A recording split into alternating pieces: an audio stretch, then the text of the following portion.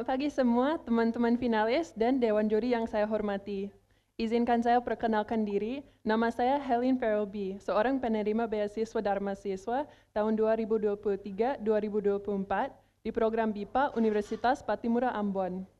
Saya lulusan S1 program Biologi dan Ilmu Lingkungan dan sekarang saya bekerja sebagai peneliti. Motivasi saya mengikuti Festival Hande Indonesia adalah karena saya sangat peduli dengan konservasi laut dan pelestarian budaya di Indonesia. Lewat platform ini, saya harap bisa menginspirasi orang lain untuk lebih sadar akan pentingnya menjaga lingkungan dan lebih terlibat dengan kekayaan alam dan budaya di Indonesia.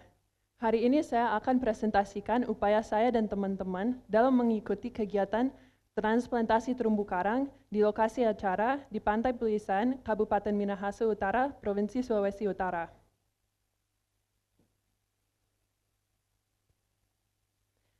Saya Helen Ferobi, membawakan reportase tentang Pantai Indah di Minahasa Utara, Sulawesi Utara, di mana sebuah proyek restorasi terumbu karang yang luar biasa sedang berlangsung. Hari ini kita akan menyaksikan dedikasi pada sukarelawan dan ahli biologi laut yang berdedikasi untuk mempelestari dan melindungi karang yang sangat penting bagi kelangsungan hidup kita. Ini adalah salah satu dari banyak upaya untuk menjaga kelestarian alam Indonesia demi masa depan yang lebih baik. Mari kita jaga keindahan laut Indonesia untuk generasi mendatang.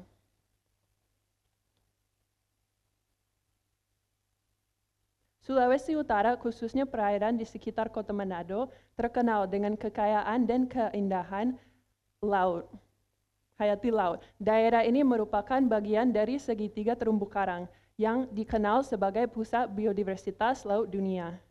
Terumbu karang di sini menyediakan habitat bagi lebih dari 500 spesies karang dan ribuan spesies ikan serta organisme laut lainnya. Keanekaragaman hayati yang luar biasa ini membantu menjaga keseimbangan ekosistem laut dan mendukung kehidupan masyarakat yang hidup bergantung pada sumber daya laut. Terumbu karang bukan hanya habitat penting bagi banyak spesies laut, tetapi juga merupakan pelindung alami terhadap erosi pantai dan gelombang besar. Kegiatan hari ini melibatkan banyak sukarelawan dan ahli biologi laut yang berdedikasi untuk memperbaiki dan melestarikan terumbu karang di perairan ini. Salah satunya adalah Kak Rio Noval. Beliau adalah salah satu pemimpin lokal dalam konservasi laut di perairan ini.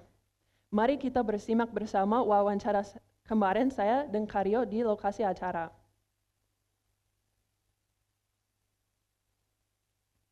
Ringkasnya, Kak Rio menjelaskan bahwa kegiatan restorasi terumbu karang ini sangat penting untuk memuliakan ekosistem yang rusak dan melindungi habitat bagi biota laut. Selain itu, upaya ini juga memiliki dampak positif terhadap perekonomian masyarakat lokal karena dapat meningkatkan pendapatan masyarakat desa. Sekarang mari kita lanjutkan. Saya akan menunjukkan proses penanaman fragmen karang yang dilakukan oleh para sukarelawan. Melalui proses penanaman karang, para sukarelawan dengan hati-hati menempatkan fragmen karang ke struktur terumbu buatan. Langkah pertama dalam proses ini adalah mengumpulkan fragmen dari karang yang sudah tumbuh padat. Fragmen ini kemudian dipersiapkan untuk penanaman dengan membersihkan bagian yang rusak dan memastikan mereka dalam kondisi baik. Selanjutnya, fragmen-fragmen ini ditempatkan dengan hati-hati pada struktur terumbu buatan. Ini adalah pekerjaan yang memerlukan ketelitian dan kesabaran, karena setiap fragmen harus diletakkan dengan benar untuk memastikan pertumbuhan yang optimal. Setelah penanaman, fragmen karang ini akan terus dipantau untuk memastikan mereka melekat dengan baik dan mulai tumbuh. Pemantauan rutin akan dilakukan untuk memeriksa kesehatan karang dan mengidentifikasi masalah yang mungkin muncul seperti penyakit karang atau predator alami. Dengan langkah-langkah yang hati-hati ini, para sukarelawan berperan penting dalam memastikan keberhasilan restorasi terumbu karang yang tidak hanya melindungi keanekaragaman hayati laut, tetapi juga mendukung kesejahteraan masyarakat setempat. Kegiatan ini menunjukkan betapa pentingnya kerjasama dalam menjaga kelestarian lingkungan kita demi masa depan yang lebih baik. Seperti yang Anda lihat, kegiatan ini tidak hanya tentang menyelamatkan lingkungan, tetapi juga tentang membangun komunitas yang peduli akan masa depan planet kita. Mengapa kita harus peduli dengan lautan dan terumbu karang?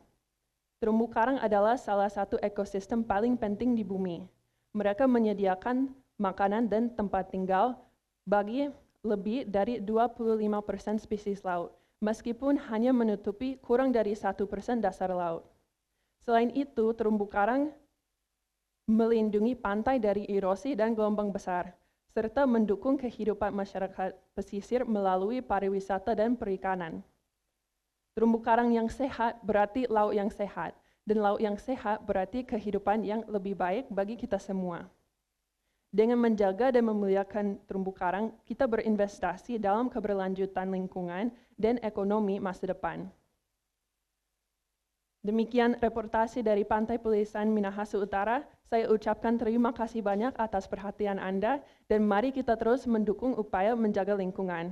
Sampai jumpa di kesempatan berikutnya. Terima kasih banyak Mbak Helen atas laporan Anda. Sekarang kita akan kembali ke studio bersama dengan Mas Doni. Silakan Mas Doni.